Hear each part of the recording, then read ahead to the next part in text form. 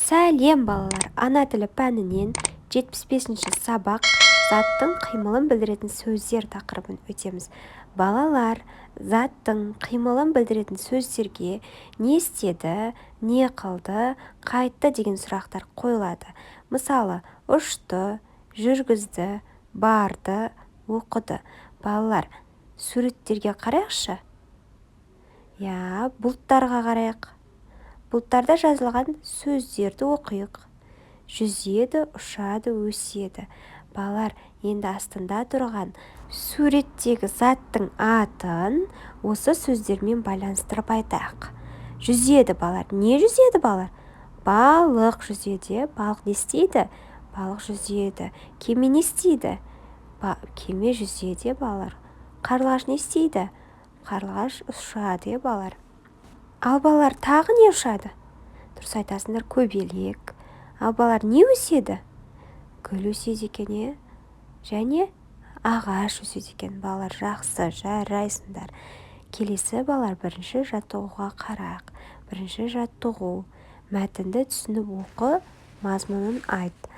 Мәтіннің тақырыбы ағаштар.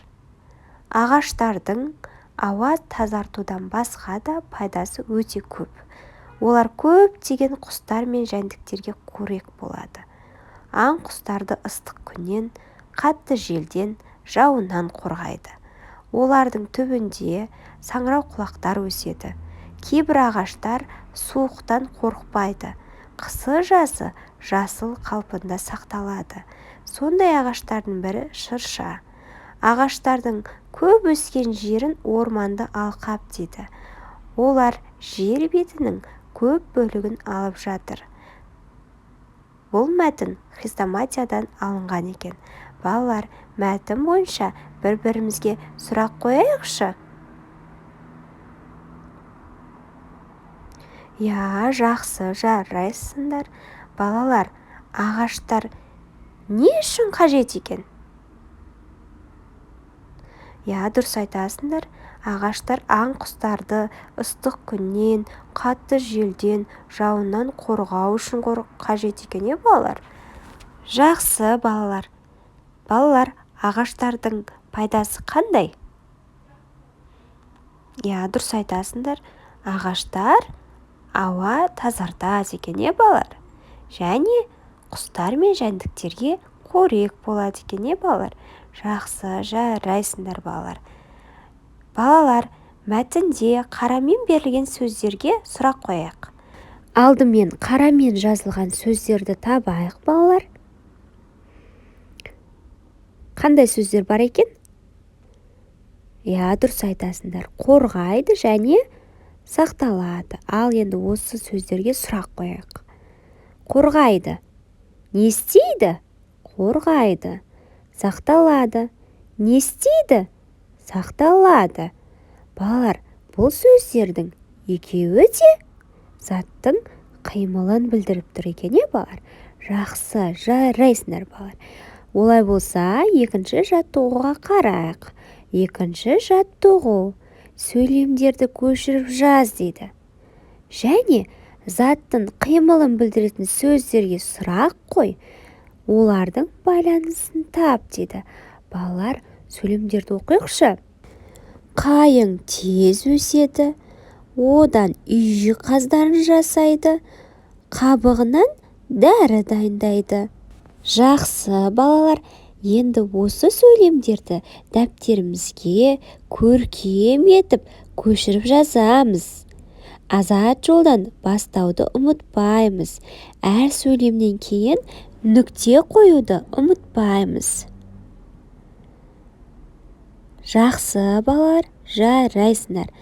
Сөйлемдерді көшіріп болсақ, балалар, заттың қимылын білдіретін сөздер табайық. Бірінші сөйлемде заттың қимылын білдіретін сөз өседі. Екінші сөйлемде жасайды. Үшінші сөйлемде дайындайды. Балалар, енді осы сөздерге сұрақ қойып, оның байланысын анықтайық. Өседі. Не істейді?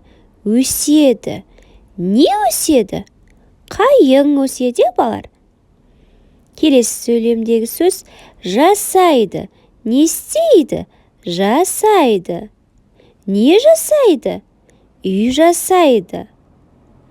Келесі сөйлемдегі сөз дайындайды. Не істейді? Дайындайды. Не дайындайды? Дәрі дайындайды.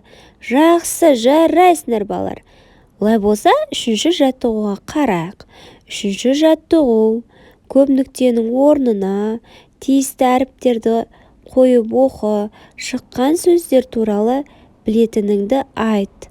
Балалар, біз көп нүктенің орнына е, а әріптерін қоятын болсақ, ағаш атаулары шығатын болады. Олай болса, бірінші сөз шырша. Және әрпін қойдық, балалар. Келесі сөзде қарағай.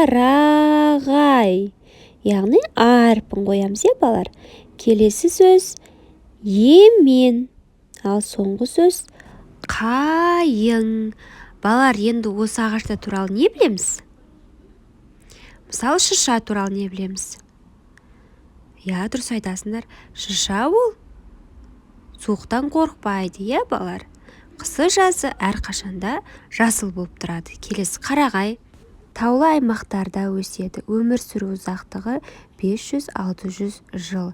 Кейбір қарағайлардың биіктігі 50-60 метрге дейін болады. Балалар, келесі емен. Емен мәңгі жасыл өсімдіктердің бірі. Ол басқа ағаштардан қарағанда өте баяу өседі.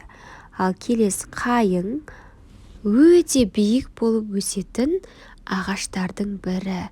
Жақсы, балалар, жарайсыңдар. Осымен біздің сабағымыз аяқталды.